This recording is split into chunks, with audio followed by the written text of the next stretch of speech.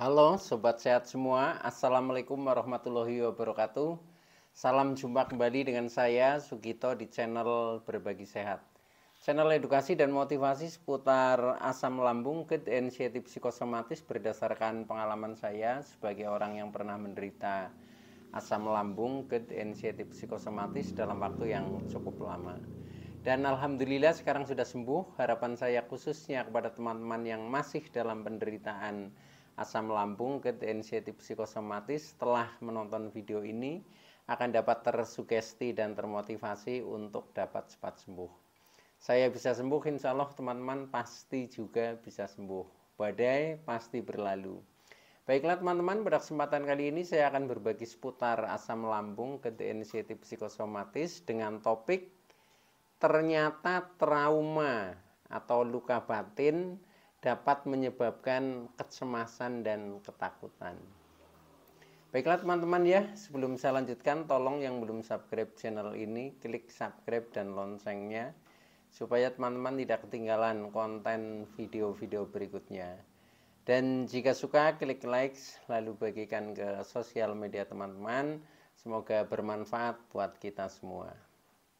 Baiklah, kita lanjutkan. Jadi topik kita kali ini adalah ternyata trauma dapat menyebabkan kecemasan dan ketakutan.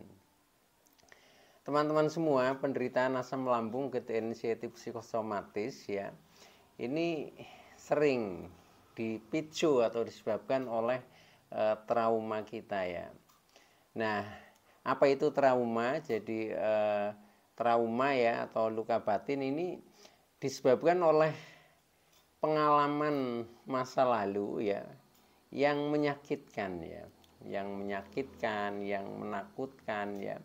Nah, ini membekas di dalam ingatan kita ya, walaupun sudah lama terjadi tetapi sudah membekas di ingatan kita. Nah, akhirnya sering di saat ada fenomena yang mendekati kesamaan, nah kita menjadi trauma. Nah, di saat kita trauma, kemudian perasaan kita menjadi cemas, menjadi takut, menjadi khawatir. Nah, ketika sudah seperti itu, kemudian pikiran mulai menganalisa yang negatif. Nah, setelah pikiran menganalisa negatif, akhirnya berputar ya, asam lambung menjadi naik. Nah, asam lambung naik, kemudian terjadi GERD, kemudian menimbulkan sensasi banyak rasa ya, banyak rasa yang akhirnya kita menjadi sakit tubuh kita itu seperti itu. Nah, oleh karena itu yang terpenting ketika kita menderita asam lambung, GERD, anxiety psikosomatis, supaya trauma tidak selalu memicu kita untuk cemas ya, untuk takut ya. Nah, maka dari itu kita akan saya sharingkan ya pengalaman saya untuk mengatasi trauma yang pernah saya alami ya, termasuk pada waktu-waktu yang lalu itu sering ya kita cemas gara-gara ingat trauma masa lalu yang menyakitkan itu. Nah, maka dari itu yang penting adalah tipsnya ya. Jadi cara mengatasi trauma ya. Nah, ini yang pertama teman-teman ya. Pertama, untuk mengatasi supaya trauma itu tidak selalu muncul ya, supaya tidak menimbulkan kecemasan dan ketakutan, yaitu yang pertama, berusaha menerima apa yang sudah terjadi di masa lalu, walaupun itu sesuatu yang mungkin menyakitkan ya, sesuatu yang mungkin menakutkan kita ya. Nah, itu kita berusaha menerima dan menganalisanya secara positif saja.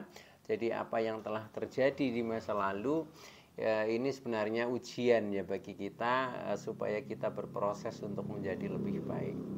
Tetapi hal itu tidak akan terulang kembali ya, karena kita sadari bahwa apa yang sudah terjadi ya ketika itu pengalaman pahit ya, pengalaman yang menyakitkan. Nah, itu sebagai pelajaran ya, pelajaran untuk tidak kita ulangi lagi. Jadi hikmahnya seperti itu. Sehingga dengan kita menerima ini sebagai proses pembelajaran kita supaya selalu mengingat ya, sehingga langkah kita ke depan ini tidak selalu mengulangi hal itu.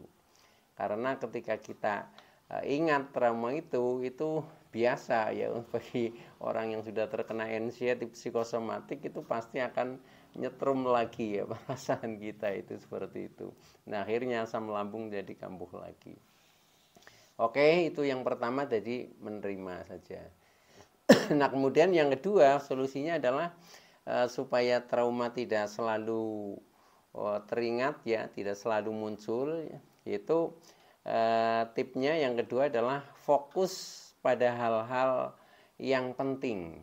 Kita fokus saja terhadap hal-hal yang penting. Contohnya ya, bagi mereka mungkin yang masih bersekolah atau berkuliah, ya udah aktif dengan belajar saja. Mungkin teman-teman yang sudah bekerja ya kita fokus saja dengan pekerjaan itu. Karena apa? Karena ketika kita fokus dengan kegiatan yang kita hadapi, ini trauma tidak akan muncul ya. Karena trauma ini biasanya ini ingat kepada masa lalu ya. Nah, ingat itu di saat pikiran ini kosong ya.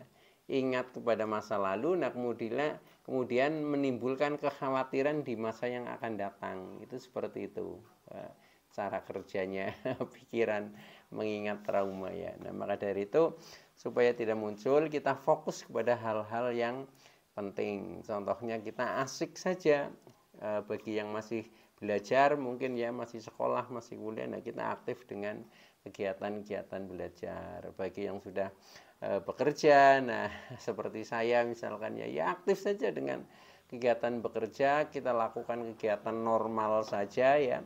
Nah, akhirnya nanti akan terlupakan. Artinya trauma ini tidak akan selalu muncul. Kalau trauma tidak selalu muncul, maka asam lambung ini akan normal juga karena tidak menimbulkan kecemasan dan ketakutan itu terulang kembali. Begitu teman-teman. Nah, kemudian tip yang ketiga, lakukan relaksasi ya. Lakukan relaksasi.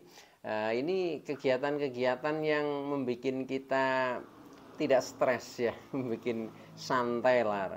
Contohnya misalkan kita relaksasi dengan mendengarkan musik ya, mungkin dengan jalan-jalan, menikmati pemandangan alam ya, mungkin kita melakukan kegiatan-kegiatan yang bernuansa hobi ya, pokoknya yang membuat kita ini menjadi bisa tersenyum dan bisa tertawa itu ya. Nah, ketika itu bisa kita isi, nah itu juga nanti trauma tidak akan muncul ya, karena kita larut di dalam keasikan menikmati kegiatan relaksasi yang kita lakukan. Begitu teman-teman ya, itu. Nah, kemudian tip yang selanjutnya yaitu tip yang keempat ya, ini yang terakhir ini, yaitu lakukan berbagi perasaan ya. Berbagi perasaan ini contohnya curhat dengan mungkin teman ya, dengan mungkin tetangga, dengan keluarga ya, dengan siapa saja yang menurut teman-teman dianggap orang dekat ya, sahabat karib misalkan, ini kita curhatkan ya. Sehingga dengan seperti itu kita berbagi pengalaman ya, berbagi perasaan, akhirnya rasa-rasa yang tadinya menjadi trauma ini sedikit demi sedikit akan menghilang dengan sendirinya. Dan ternyata ketika kita sharingkan dengan orang lain ya, berbagi perasaan, ini juga hal yang wajar-wajar saja sebenarnya seperti itu.